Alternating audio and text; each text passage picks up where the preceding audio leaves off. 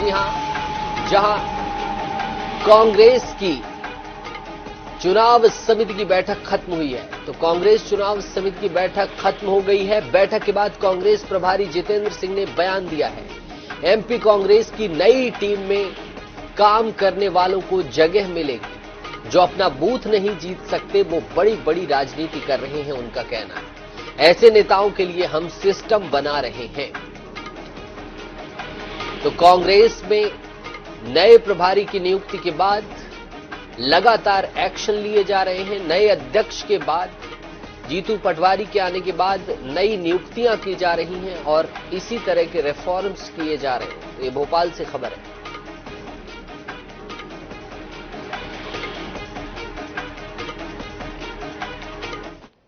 काम करने वाले लोग हैं, उनको पद मिले।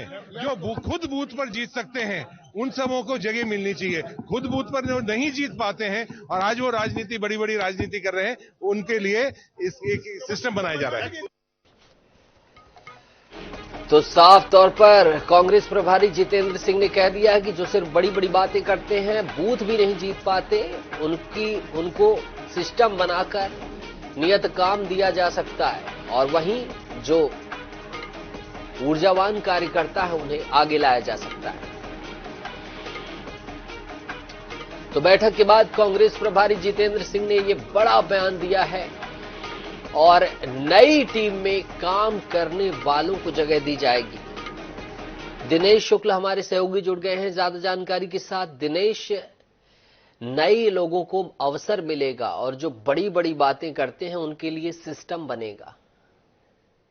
जी बिल्कुल, जिस तरह से आज भंवर जितेंद्र सिंह ने बयान दिया, वो पॉलिटिकल अफेयर्स और चुनाव समिति की बैठक में भोपाल पहुंचे थे और बैठक के बाद उन्होंने ये बयान दिया है कि जो नई समिति, नई कार्यकारिणी मध्य प्रदेश कांग्रेस कमेटी की बनने वाली है, उसमें उन लोगों को जगह दी जाएगी जो काम करने वाले हों। अभी तक जो देखा गया कि उन्होंने साफ तौर पर कहा कि जो नेता अपना बूथ तक नहीं जिता पाते वो बड़े बड़े पदों पर बैठे हैं।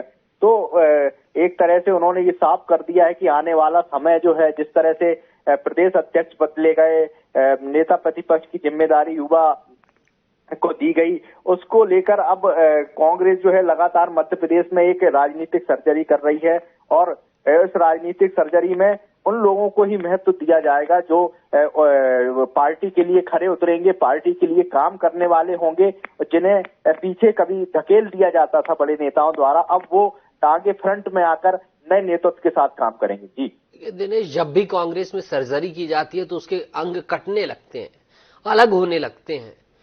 तो इस स्थिति को कैसे कंट्रोल करेंगे जितेंद्र सिंह या जीतू पटवारी? क्या इस संदर्भ में भी ड्राफ्ट इन बैठकों में बन रहा है? बिल्कुल, अब जो जिस तरह से आज बैठक हुई और उसमें कई निर्णय लिए गए और लोकसभा की जो चुनाव, आगामी लोकसभा चुनाव है, उसको लेकर तैयारियों को लेकर समीक्षा की गई।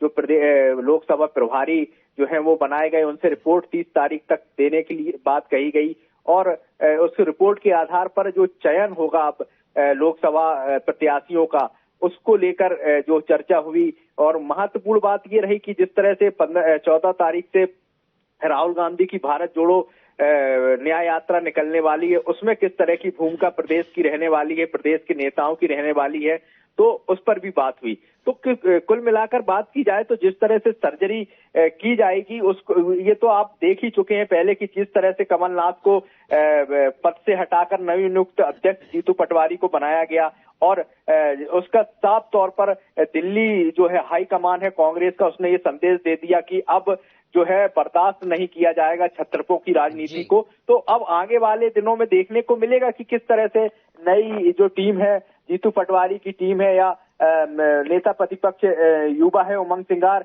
इन लोगों के नेतृत्व में किस तरह से कांग्रेस मध्य प्रदेश की आगे बढ़ती है। जी दिनेश, इस तमाम जानकारी के लिए बहुत बहुत शुक्रिया। तो बिल्कुल जैसा दिनेश ने कहा कि देखने वाली बात होगी कि किस तरह से इस मशीनरी का प्रभावी क्रियान्वयन किया जाता है।